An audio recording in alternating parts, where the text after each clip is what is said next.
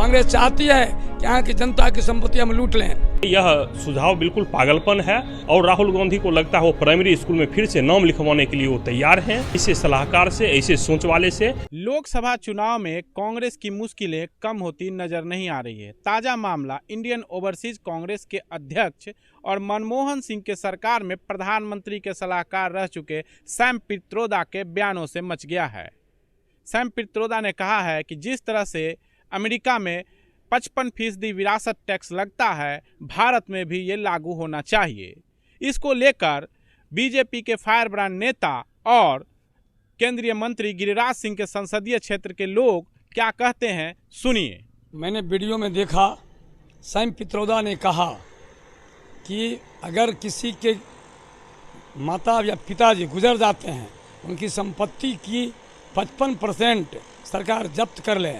मैं इसका विरोध करता हूं, क्योंकि ये सैम पित्रोदा ने कहा कि ये 55% संपत्ति का सरकार की होना चाहिए।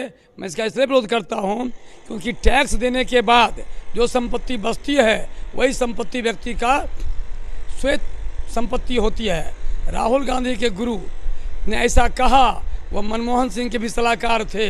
कांग्रेस भारत के जनता को, संपत्ति को वह हथियाना चाहते हैं, इसलिए उनका ये विरासत है। अगर किसी के पास में 25 बीघा ज़मीन है या 30 बीघा ज़मीन है या 10 बीघा ज़मीन है, अगर परसेंट ज़मीन को वो हासिल कर लेते हैं, फिर उनके पास क्या बचता है। इसलिए यह उनका जो बयान है, यह हास्यास्पद बयान है। इस बयान को भारत की जनता विरोध करना चाहिए और कांग्रेस का इस प्रकार का ही बयान होता है। कांग्रेस चाहती है कि यहाँ की जनता की संपत्ति हम लूट लें। देखिए, सैम पित्रोदा ने जो भी कहा ये उनका व्यक्तिगत विचार है और इससे अगर आप भारत में तुलना करेंगे तो भारत में ये विचार उनका लागू नहीं हो सकता है। यूएसए का अलग अपना कॉन्स्टिट्यूशन के अनुसार कहिए या टैक्स स्लैब है, ये जो भी है।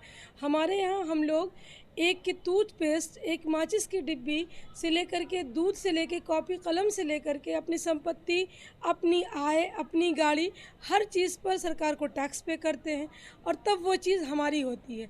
तो हम लोग ऑलरेडी सरकार को अपनी हर एक चीज़, वस्तु, सर्विस टैक्स भी देते हैं और गुड्स टैक्स भी देते हैं। हम लोग तो दो प्रकार के वस्तु कर और सेवा कर दोनों दे रहे हैं।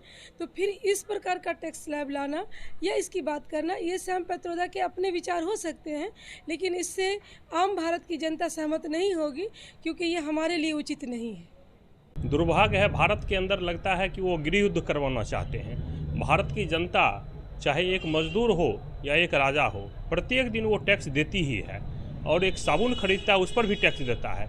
जितना वो टैक्स संपत्ति में लेना चाहता है, उतना तो यहाँ की जनता जीवन भर कमा करके सरकार को टैक्स दे देती है। इसलिए यह सुझाव बिल्कुल पागलपन है और लगता है वो विकास नहीं बल्कि भारत के अंदर आम लोगों के बीच गृह युद्ध करवाना चाहते हैं। सरकार की जो विश्वसनीयता है, कांग्रेस की जो बची हुई विश्वसनीयता है, उसको भी ये समाप्त करने का एक षड्यंत्र है और राहुल गांधी को लगता है वो प्राइमरी स्कूल में फिर से नाम लिखवाने के लिए वो तैयार हैं। दुर्भाग्य है ऐसे सलाहकार से, ऐसे सोच वाले से। देखिए, भारत के अर्थव्यवस्था की जो विकास की दशा और दिशा है, अभी वो इस परिपक्वता के अवस्था में नहीं पहुंचा है जो यहाँ पर विरासत टैक्स लग सके।